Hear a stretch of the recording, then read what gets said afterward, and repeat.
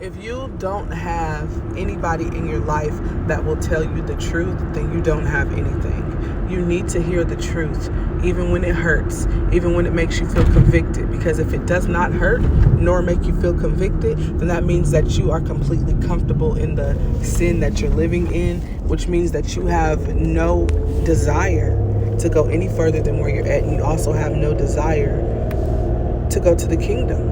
And that is something that I will never be okay with. I have always had a desire for more. I have always had a desire for God. So I am always going to let people know the things that I learn, because as I learn my wayward ways and the things that I need help with and the things that I need deliverance from, I'm going to share it with people so that you guys can know, hey, if you're living with this darkness, if you're living with this over your head, like me too.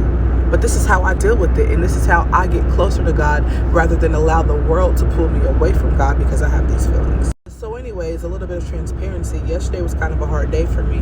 My mother, sister, and nephews and nieces had came into town.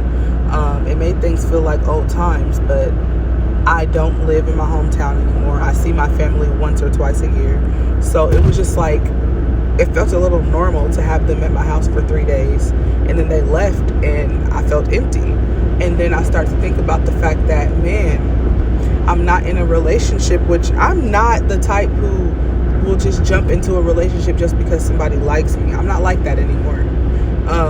So it's not like I'm craving to just be with somebody, but I want the body that God has designed for me, but it's not time yet. Because I could easily be in a relationship. I actually was in a relationship for about 5 weeks last year.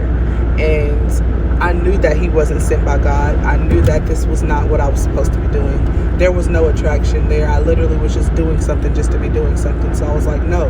So I know for a fact that if I wanted to be in a relationship, I could be in one. But I don't want to be in a relationship. I want to be a wife.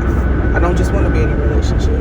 But I started to feel like depression was coming, and I'm like, oh no, Satan, I rebuke you in the name of the mighty living God, in the name of Jesus, in the spirit of Jesus. I rebuke you, Satan, because you will not make me feel like I am missing out on something. You will not make me feel like that. So my spiritual mother called me with the message that God gave her, and she honestly was spot on with how I was feeling. I didn't call her and tell her how I was feeling.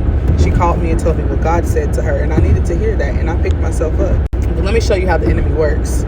I stopped smoking weed last April, right?